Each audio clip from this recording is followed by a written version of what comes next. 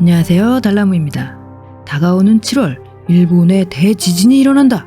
현재 이런 예언이 돌고 있습니다. 예언의 시작은 일본의 한 만화가의 단행본 와타시가 미타 미라이, 내가 본 미래라는 책에서부터라고 합니다. 작가인 타츠키 씨는 자신이 꾼 꿈을 일기로 기록하고 있었는데요.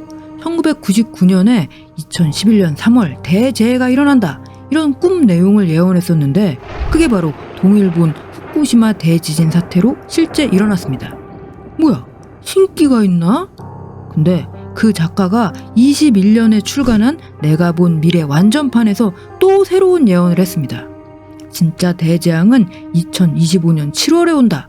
후쿠시마 대지진을 맞췄던 사람이 다시 한 예언이니까 이거 무시할 수가 없네. 그래서 7월 대지진 예언은 SNS를 타고 급속도로 퍼져나가게 됐습니다.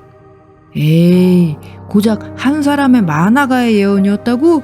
짜친다 짜쳐. 별거 아니네. 근데 이것 외에도 7월 난카이 지진 예언서를 뒷받침해주는 진짜 과학적인 찐 근거가 있다고 합니다. 그 소름 돋는 이유 오늘 살펴보도록 하겠습니다. 일본은 역사적으로 계속해서 각종 재난, 재해, 지진이 발생해왔습니다. 근데 그 중에서도 특히 주의해야 할 것이 난카이 트로프 거대 지진인데요. 일본 열도 남쪽에 있는 난카이 트로프에서 거대 지진이 30년 이내에 일어날 확률이 80% 이상이라고 합니다. 난카이 트로프 지진은 일본 역사상 여러 번 일어났습니다.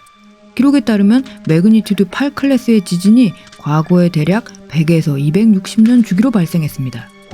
이렇게 표를 보시면 684년 백봉시대 지진부터 1946년 쇼와시대 난카이 지진까지 대략 지진이 벌어지고 100년이 지나면 또 그 다음 지진이 일어났습니다.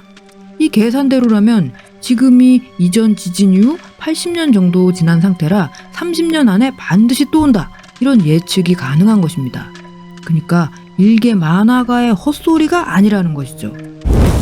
이제껏 발생해온 난카이 트로프 지진 중 특히 규모가 컸던 것은 1707년 에도 시대에 일어난 호웨이 지진인데요. 도쿠가와 이에야스가 막부를 연 지 약 1000년, 5대 쇼군인 도쿠가와 츠나요시 시대에 일어났습니다. 난세가 진정되고 쇼군의 절대적 권력으로 평화와 안정이 계속되던 시기, 새로운 밭을 여기저기 개척해서 전국의 경지 면적은 에도 초기에 약 2배가 되었습니다. 경제적인 여유가 생기고 교토와 오사카는 호화로운 상업 중심지가 되었습니다. 문화는 화려해지고 경제는 성장하며 번영의 나날을 보내고 있던 중 그 근간을 뒤흔드는 거대 지진이 발생한 것입니다. 사람 살려!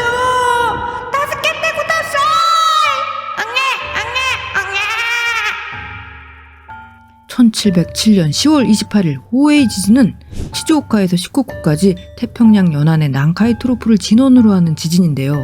매그니튜드 8.6, 거대한 흔들림이 덮쳤고 에도 시대 최악의 피해를 초래했습니다. 이게 끝이 아니었습니다. 지진 발생 49일 후 이번엔 후지산 폭발, 지진과 화산 폭발로 그동안 발전해온 모든 경제가 붕괴했습니다. 재정은 악화되고 문화는 종말을 맞았습니다. 세월이 흐릅니다.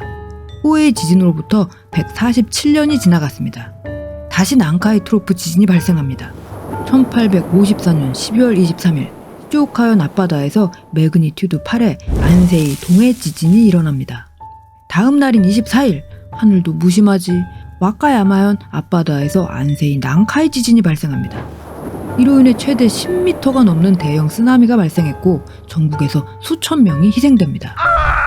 그 후에도 마치 때린데 또 때리는 것처럼 거듭되는 천재지변이 일어납니다. 전국으로 지진이 미친 듯이 발생, 일본 전체가 대혼란을 맞습니다.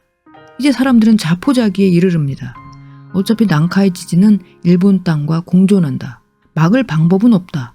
계속해서 발생할 것이다. 라는 사실을 받아들이고 이렇게 그 주기를 기록해온 것입니다. 전조 증상이라든가 이런 것을 면밀히 기록해둬야 다음 지진을 대비할 수 있기 때문에 재해 기록을 후세에 전하는 것은 중요한 일이 아닐 수 없습니다.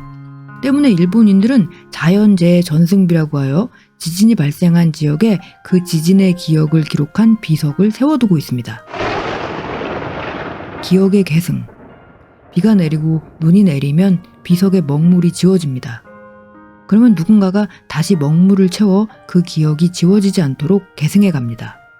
2011년 동일본 지진 당시 저도 일본에 있었습니다만 저 뭐야, 공장들 다 부서진 것 같은데? 그나마 교토라서 여긴 안전하다 아이가. 그래도 여긴 안전한 교토니까, 후쿠시마랑은 거리가 있으니까 속으로 내심 안심하며 그닥 큰 근심 없이 흘러나오는 재해 보도를 듣고 있었습니다. 쓰나미로 배와 공장이 다 떠내려갔습니다. 당시 쓰나미의 높이는 40m, 아파트 13층의 높이였습니다. 다행한 것은 이 지역의 주택들은 높은 지대에 있었기 때문에 피해를 입지 않았다고 합니다. 어떻게 알고 해안가에 집을 짓지 않았지? 바로 자연재해 전승비 덕분입니다. 해안가에는 조상들이 세운 전승비가 있었고 비석에는 여기보다 아래에는 집을 짓지 말라, 이런 선인들의 경고문이 새겨져 있었습니다. 이 가르침을 지키면서 그 비석을 기점으로 아랫지역에는 주택을 짓지 않았던 것입니다. 그래서 일본인들은 아이 때부터 쓰나미가 오면 비석보다 위쪽으로 도망쳐라 라고 배웁니다. 비석보다 위쪽으로 도망치면 산다, 이런 경험을 통해 재해가 벌어질 때마다 그 중요한 지점에 생과 사를 가르는 비석을 세워두는 것입니다. 때문에 2011년 동일본 지진 이후에도 마찬가지로 많은 비석이 세워졌습니다. 시간이 지나면 기억은 잊혀집니다. 이런 무서운 재해가 있었다는 것도 까먹고 말아요. 계속 기억해야 새로운 희생자를 줄일 수 있어요. 그러니까 계속 비석을 세울 겁니다. 30년 안에 새로운 난카이 지진이 발생한다. 어쩌면 이번 7월이 될 수도 있다. 사실일지도 모릅니다. 하지만 마냥 두려워하기보다는 충실한 보통의 하루를 살며 또 희생된 기억을 잊지 않으며 대비하는 모습. 이것이 인간으로서 자연과 마주하는 담백한 자세인 것 같네요. 가만 있어봐.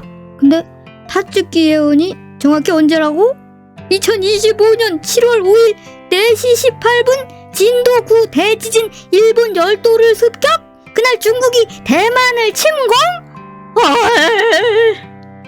달나무의 일본 문화 이야기 안녕 교토툰. 오늘은 일본 난카이 지진의 역사와 그에 대처하는 일본 사람들의 자세에 대해 알아봤습니다. 또 다음 화에서 만나요.